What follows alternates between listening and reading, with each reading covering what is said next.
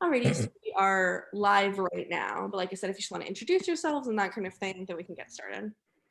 All right, first and foremost, thank you to everyone who is joining us live, and welcome to the last day of the Week of the Assembly. My name is Dylan Marshall. I'm the Vice Chair of International Education for the State University of New York, and I'm a senior at the University at Albany studying globalization and foreign languages. I'm joined here by my counterpart, Sid, who I'll let also introduce himself. Hey, so my name's Sid. I'm from SUNY Polytechnic Institute in Albany, and I'm the chair of international education. And I look forward to having you all on our workshop today. So our workshop today is titled Being a Global Citizen. Now, I know it's a little bizarre that we're talking about being a global citizen in the middle of a global pandemic, but I think it's important to realize that, this is just a temporary setback and we need to prepare for a major comeback. So when I think about being a global citizen, there's three things that I think about into three separate categories. So number one is academics, and we're all students here, so why don't we start off with academics? The first thing is having globally focused coursework.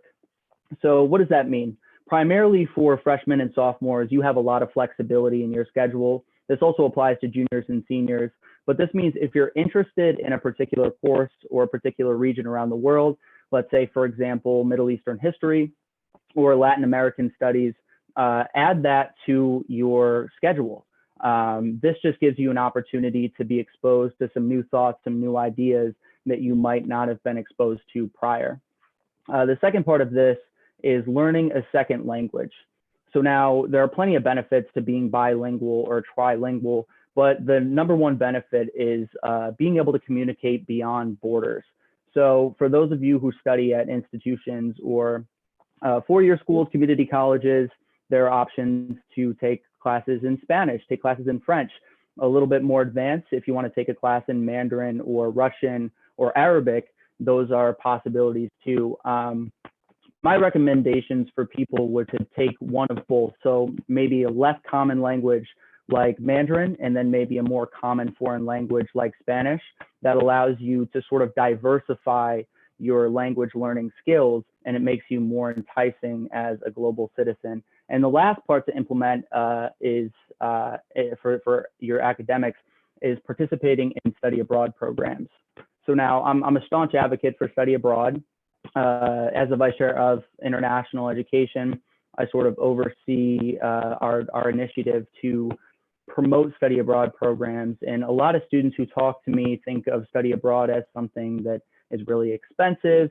They may not be ready for it, but I can assure you that this is one of the easiest ways to implement being a global citizen into your academics. And when it comes to costs, when it comes to resources and things like that, I implore you all to go and talk to your international education office, the advisors who work in the international education office, because they're incredibly helpful when it comes to figuring out what programs to pick, maybe how to cut the cost. There are plenty of different scholarships and grants that are available to you when it comes to studying abroad. So outside of academics, the next step is how to implement international education into your personal life or being a global citizen. That starts with your friend group. So for SUNY students, there are 22,000 international students throughout our system. That means that there are 22,000 students who are in a different country who may not have the ability to be around their culture that they're used to, or their friends or their family, and they're looking for people who they can hang out with. So in order to be a global citizen, you should start with your friend group and start hanging out with people, asking them about what it's like to be a student from Turkey who's studying abroad, or a student from Brazil.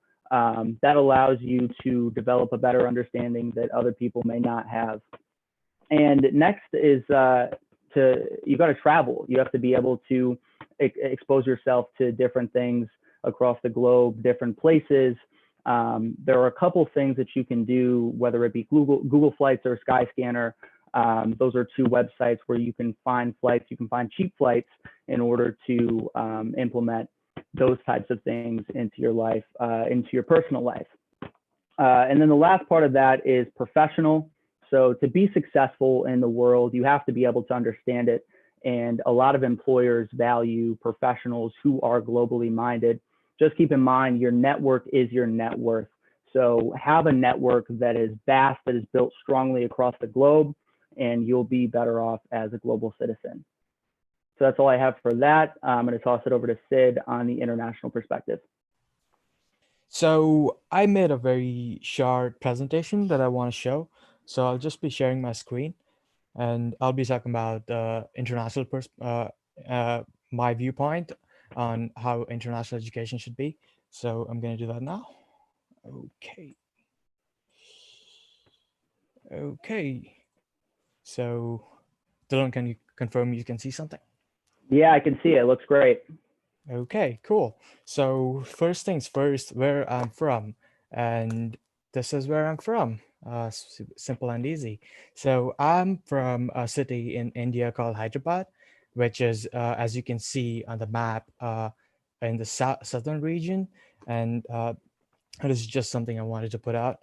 And so getting started on having an international perspective, the first thing we need to make sure is we understand how the world is today. And thanks to technology and the incredible advancement in the last few decades, we are now closer than ever before, even though we're separated by thousands of miles. And every day is like a new era with new changes and developments. And it is very important for us to be able to anticipate our future, to be able to properly shape our future, and to make it go where we want it to go. And one of the most important parts of being prepared for the future is being prepared to embrace changes in your life. And to embrace changes, we need to really have a global perspective on society to understand how society is changing and how new trends are emerging.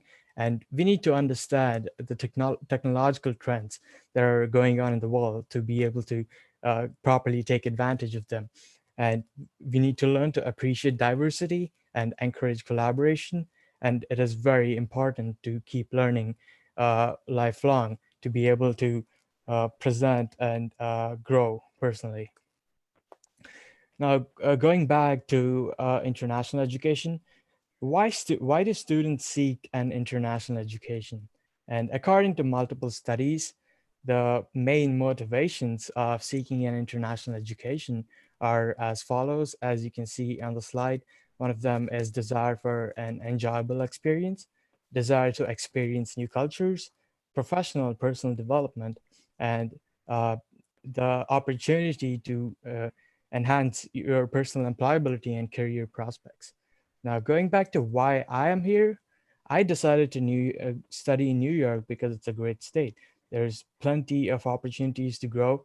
There's opportunity for me to develop my skills and gain a multicultural perspective, especially in a state like New York. Uh, there is a lot of opportunity to experience different cultures from all around the world and all throughout the United States. And the reason I decided to come to SUNY is to gain a top tier education, which I'm sure all of you understand. And I also wanted to experience living in New York and uh, gain research experience, which is why I'm at SUNY Poly. Um, and a lot of research is done here. So I wanted to point out the importance of international research collaboration.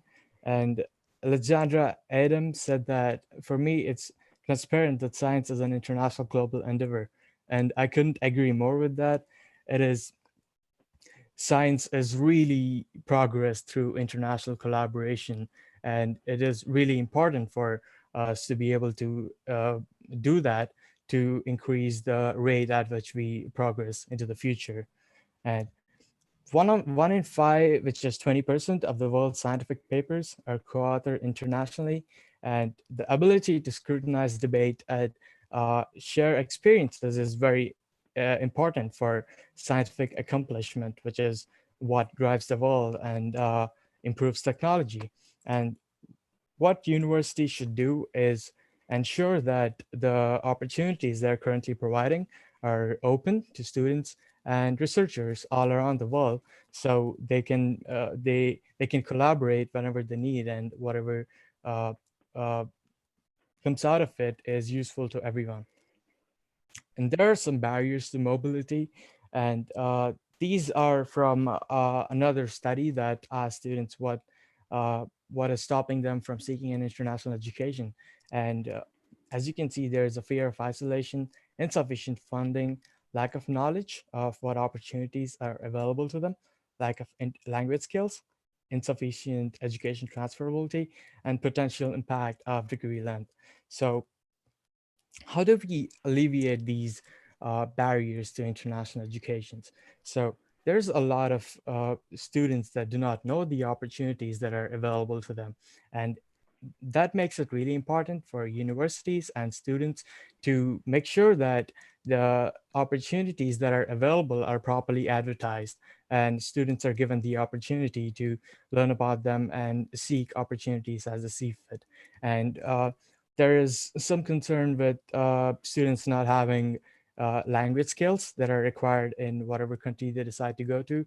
And that can be alleviated by increasing the accessibility of ESL programs or other programs that provide instruction and teach international students the language of instruction. So more opportunities are available to them.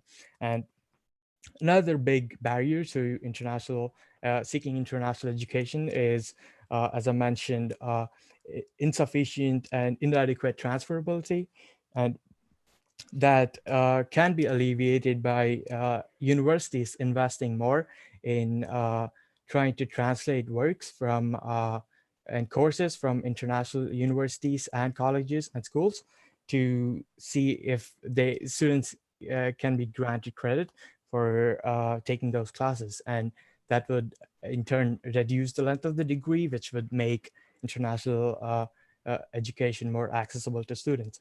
And finally, it is very important to encourage domestic and international student interaction through various programs that can be done primarily by universities. And this removes the a factor of isolation that stops students from seeking an international education. And one big thing that is stopping students is scholarships. And I cannot stress enough how important they are, especially at a graduate level. If you want good talent to come and work in a country, you have to fund them. And that is something I'm always advocating for, is to give more money to students, make education more accessible, so that there is better international, cultural, and scientific collaboration. So that is all I have. Any questions? Yeah, Sid. So I thought that was, I think it's a great presentation. It's a good comprehensive, I guess, picture inside to what it means to be an international student at the State University of New York. A question that I do have for you is, what sort of things do you think that SUNY, in particular the Student Assembly, can do to better accommodate international students? Well, we definitely need to make sure that international students are properly given the resources they need to succeed in the United States. And that would include increasing accessibility to health services, to student services, and making sure, as I mentioned in the presentation, that international students are able to properly work with domestic students, and creating uh, opportunities for such programs or any events that can allow such collaboration. Yeah, so I can speak from the perspective of being an international student overseas. I've done study abroad programs in France and in Morocco most recently. And one of the things that I guess has been the most eye-opening for me, being an American student abroad, is two things actually. Number one is self-advocacy. I always say my biggest lesson being an international student, whether it be Europe or North Africa, is learning how to advocate for yourself, particularly in a place where you don't understand the language oftentimes, you don't understand the culture, and you're forced to be in a position where you have to adapt, where you have to be flexible. And that means advocate for yourself. So whether that be with other students, other peers, maybe your faculty and staff at your university abroad, or the administration there, or even everyone, the common citizens in society on the streets. Being able to advocate for yourself is incredibly important. And number two is privilege. We're fortunate enough to study at a state university where we have a plethora of resources that's given to us, but we have to understand that students overseas, all across the world, don't have the same things that we do, and we don't have the same things that they do. So being able to recognize your privilege as an American student studying at SUNY, or being involved in global education, you have to recognize some of the other nuances across the world in places that aren't just like ours. So I think that that's one thing that I wanted to highlight, which is important, Sid, from my perspective. Do you have any other points regarding coming to the US, and maybe for international students who might watch this on YouTube or Facebook or something like that, who are looking at SUNY, who go on the SUNY SA website or the SUNY SA or the State University of New York page? Do you have any recommendations for them when coming to a SUNY school?